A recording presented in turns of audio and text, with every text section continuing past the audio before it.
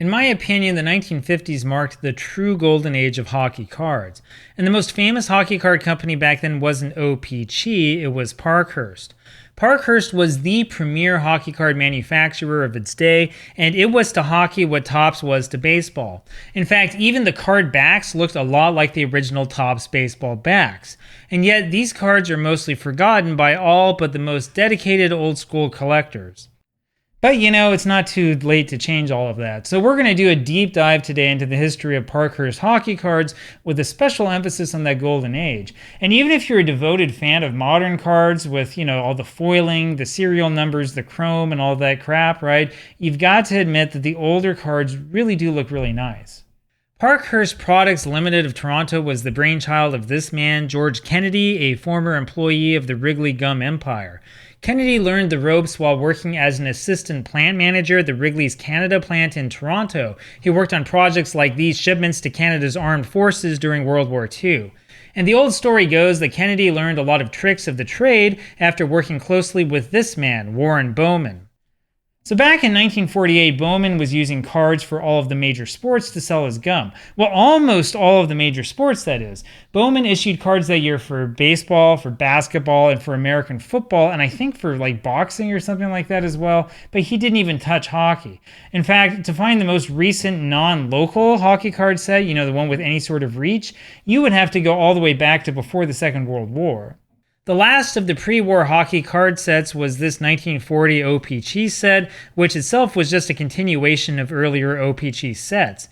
It's a hockey card set, sure, and the cards are naturally worth money since it's not like there are tons of these things out there. In my opinion, however, this set is pretty drab and boring, and it lacks the excellent artwork that marks the best of the sports card sets. This really was not a great set for the hobby to end on. Anyway, the door in hockey was practically wide open for George Kennedy to do basically whatever he wanted. However, Kennedy did not have his eyes set on sports cards, not in the beginning, that is. Instead, he started making these really little pins to go along with Parkhurst gum. This is Bubble Dandy Animaland gum, a product that came with a little pin featuring one of 12 different animal characters. As you can see from the caption down here, these sold for 10 cents a pack, which was pretty expensive back in 1948. Researchers on obscure message boards have noted that those 10-cent packs also came with 5 pieces of bubble gum. But man, that's still pretty expensive, right? So you've got to realize that the rule of thumb in the trading card world for years, really up until the mid-70s, was a penny per card. 1952 Topps Baseball, for example, was 1 cent for 1 card with gum, or 5 cents for either 5 or 6 cards. I'm not 100% sure which. Topps and Bowman fought through the early 1950s, getting to the point where like a 5-cent 1955 Bowman baseball pack will get you either 9 or 10 cards plus the gum. I forget how many exactly it was.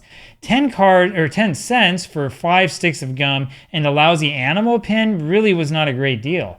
And so Kennedy eventually started to mess around with trading cards. Kennedy's first set was this 1951-52 hockey set, and well, I'm not so sure about how these cards look. The fronts were in color at least and featured a little bit of biographical information. Unfortunately, the backs were totally blank, and this showed that Parkhurst still had a lot of growing to do. Those first Parkies came in these 5-cent packs for 5 cards and a stick of gum. Like I told you, it's 1 cent for 1 card. I'm not sure if there's any difference in the packaging color. After all, the set only had 105 cards. And the Parkies set featured every team of the NHL, which is an important point that we'll get back to in a second. That 1951 set was the first set, sure, but it wasn't exactly like a great set. It was better than the old OPC sets because it was in color. But seriously, like the color grading and printing of the cards was just off, and the illustrations weren't exactly inspiring or exciting. But in hindsight, it's pretty clear that Parkhurst saw at least some level of success with that 1951 set. Parkhurst followed that one up with a 39-card comic set. This featured comics frequently seen in the Toronto Star. These cards are nowhere near as valuable as the hockey cards, though I think that they're just about as rare. Of course, a lot of these comic strips were originally syndicated from the United States, which means that you're likely to recognize most of these. But this set was never really all that popular. It's kind of obscure today, but it remains an interesting piece of trading card history. Well, George Kennedy apparently was still bullish on the market. He followed this up with the one and only Parkhurst baseball card set, which was a set for the 1952 Canadian teams in the old International League. This 100-card set is notable for having the true rookie card of Tommy Lasorda, who was with the Montreal Royals. Walter Alston was also with Montreal. Remember that Montreal was still the AAA club of the Brooklyn Dodgers. You could also find players from the old Ottawa Athletics, which is a minor league team that only lasted for 3 seasons. And there were also these relatively boring cards about where to put your feet when you play and stuff like that. The packaging, meanwhile, looked pretty much the same as the 2 earlier sets. And for all intents and purposes, this was the beginning and the end of the Parkhurst baseball card experiment. Now, the interesting thing about those old sets, like the baseball set and the comic set, is that the backs actually had advertisements for a different product. The backs of both sets are the same, with these advertisements for a plastic 6-shooter. You just needed to send in a quarter and the front panels of 2 Frost-Aid packages. Frost-Aid was a Canadian competitor to Kool-Aid, and as you can see in this 1952 grocery ad, it cost about 6 cents a pack. And Frost-Aid also stuck these big advertisements in a few local Canadian newspapers, just in case your local cowboys and cowgirls missed the message. Now, I'm guessing, because it was the early 50s, that there were probably also radio advertisements, though I don't know this for sure. There's not a whole ton of archived Canadian radio broadcasts out there from the early 50s, and if there is this stuff out there, I don't know where to find it, so tell me where it is because I want to get it. Unfortunately, none of the newspapers at that time made any mention of the collectible cards. People only apparently cared about the stupid plastic 6-shooter, which of course is worthless today. Anyway, all of this led up to the 1952 Parkhurst set, which is one of the most beautiful hockey sets I've ever seen. Kennedy wised up and decided to put the biographical information on the back, as well as this advertisement for a special album to hold all 105 cards. In my opinion, 1952 Parkhurst is really where the modern world of hockey cards begins. And in hindsight, I can only wonder what would have happened if Parkhurst had stuck with this design for the long term. Now, everybody knows that the secret to sports cards is to change designs and formats every year.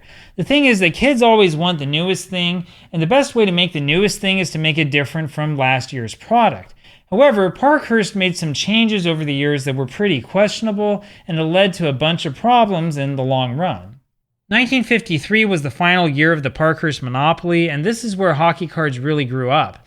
These beauties were 2.5 inches by 3 5/8 inches, maybe not quite as big as the 1952 Topps baseball cards, but comparable. But the real amazing thing about these cards is just how beautiful they are, even in poor condition. These cards really are works of art and were far better than anything that O-Pee-Chee had produced up to this time. Of course, the backs weren't exactly as spectacular as the old Topps baseball backs, but they could hold their own.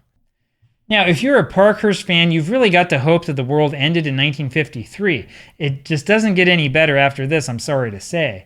The reason is simple. The big contender for the baseball card crown, the company that won in the end, that Topps company of Brooklyn, New York, they decided to get into the hockey card business. Now, don't get me wrong, 1954 Parkhurst Hockey is a fantastic set. These cards look every bit as good as the previous 2 years and are just as large as those 1953 Parkies. Unfortunately for Parkhurst, however, the 1954 Topps hockey set is arguably one of the best looking hockey card sets of all time. And Topps, of course, gave us great backs, including this drawing of an attractive woman who just so happens to be blocking the view of the goalie. Parkhurst backs, meanwhile, had multiple styles, including advertisements like this. There were also these mail-in orders for like a gift list or something. I wonder how many kids lost their cards this way. And of course, there were also these more run-of-the-mill backs, unfortunately without girls in bikinis. Now, don't get too excited about the 1954 Topps hockey set, right? Topps printed those cards in the United States. I think that the distribution was very limited. It only featured players from the 4 United States-based teams. Topps also offered a lot more money for the rights to the U.S. teams than Parkhurst could afford, right? That's what really changed the world of hockey cards for good. 1955 Parkhurst marked the end of the era of old classic sets. Parkhurst only made cards for the teams in Montreal and Toronto. There were no Topps hockey cards in 1955, though there is some pretty good evidence that Topps held on to that contract for the time being. And even Parkhurst decided to sit out the entire 1956 season. Now, I'm not certain that I understand why Parkhurst didn't issue any hockey cards at all in 1956. I do know that Parkhurst did issue Canadian football cards that year, as well as a number of other non-sports sets. Regardless of the reason, however, Parkhurst was back for more hockey in 1957, but this time Topps was back as well. Parkhurst's 1957 set featured only 50 cards, 25 for each of the Canadian teams. Though they look okay, these cards are nothing close to the works of art that we had seen 4 or 5 years earlier. The Topps set, meanwhile, looked a lot like that famous 1957 Topps baseball set. Topps issued 66 cards split among the 4 United States-based NHL franchises that year. But the biggest issue that Parkhurst had was the packaging, and you've got to see this to believe it. The 1957 Topps hockey packs look like they belong in a museum. This is just such a classic design. The Parkhurst packs, meanwhile, look like they hold a package of like index cards or something. This has got to be the worst design I've ever seen for a hockey card package. Topps, of course, had the money from its baseball card enterprise, which was now running very smoothly. And as you can see here in the fine print, while the gum came from the United States, the cards and the packaging came from the O-Pee-Chee company in Canada. Anyway, go check out my video on the rise and fall of O-Pee-Chee for more information on that arrangement. Basically, the O-Pee-Chee was an independent company that was serving as like the hockey card arm of Topps, and it was like that up through the 1990s, believe it or not. And, you know, as nice as those Parkies might have looked, they were not quite nice enough to compete with the Topps empire. 1958 was a fairly good year for Parkhurst, though the card quality did take a dive. Parkhurst seemed more interested in photos than in works of art. Topps smelled the blood in the water and started pulling out all the stops. The Parkhurst designs and concepts remained consistent for a couple of years. By 1961, the United States teams were back, though you would get this feeling that Parkhurst was desperate for a big winner. Topps, meanwhile, was releasing banger sets year after year. And on this went. Parkhurst, of course, was at a significant disadvantage. The Parkies really only had hockey to lean on, while Topps was leaning on that massive baseball card market for which there were no competitors anywhere. And while Parkhurst was always going to lose this war, it was written in the stars. It was just a question of when. 1962 Parkhurst Hockey is a set that never should have been released. The company seriously gave up the ghost with this one. And the Topps set that year was so much better that it's not even worth talking about. Anyway, Parkhurst tried this patriotic thing in 1963, but this was too little too late. These cards are pretty bland if you ask me. They're nothing like those 1953 cards. And this was the end of the original run of Parkhurst sets. And that's really where this story is supposed to end, except that it doesn't really end here. Strange things started to happen in the 1990s. 1989 was the last year of the Topps and O-Pee-Chee hockey card monopoly. The 1990 season brought us this famous Upper Deck set. This is a set that came out in both English and French. And it wasn't long before upstart companies like Pro Set started to come around. So Pro Set itself is strange. The story behind Pro Set is that it was started by this dude named Ludwell Denny. He somehow had like this in with the people who did merchandising for the NFL. And so he came up with this crazy idea to make like billions of football cards and like flood the world with them and get kids interested in collecting them, right? Now the idea actually did work. In fact, Denny made so much money that his company Pro Set decided to expand into other sports like golf and car racing and soccer and hockey. But the early 1990s was the time of premium sets, and Pro Set needed a premium brand for its hockey product. And so it figured out whoever it was that owned the rights to Parkhurst and it made a deal. Now, these cards don't really strike me as a premium product, but what do I know? Despite the less than ideal design, it's at least nice to see the Parkhurst name back again. The boxes and the packs were attractive, even though the cards looked kind of weird. You have to admit that this had the feel of a premium product in the packaging at least. And that's what really counts, I guess. I mean, who cares if the cards look like garbage? Just make the kids think that they're special and they'll buy them. I mean, it's all about the money anyway, right? Anyway, Parkhurst continued as a Pro Set premium brand for a few years. By 1993, however, Parkhurst fell under the control of Upper Deck, which was quickly establishing itself as a massive company. Upper Deck put a major emphasis on the history of the brand, trying to use those vintage concepts as a sort of differentiating factor in the busy hockey card market. This is also where you start seeing reprints of old classic Parkhurst cards. And there were also a couple of these less than classic cards. Anyway, that's kind of where things have stood ever since. Like O-Pee-Chee, Parkhurst was originally a key Canadian hockey card producer that has turned over the years into yet another generic brand name, and personally I think this is a shame. I mean, I suppose that these are supposed to be premium products, but they don't really strike me as being all that special. Perhaps my problem is the fact that these cards look pretty bland, including the ones that are supposed to look special and get people excited. Now, I might be more interested in this set if they looked like, the 1953 or 1954 cards, like the cards that people like to look at and actually want to collect. As it stands currently, though, the current Parkhurst sets feel just like another money grab. This is another example of Upper Deck sitting on brand names in hopes of making as much money as humanly possible off of them.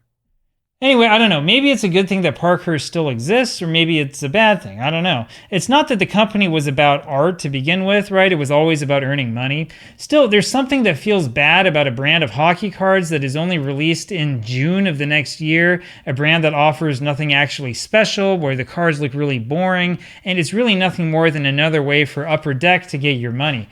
I don't know. I'm not sold on them. Let me know what you think down below.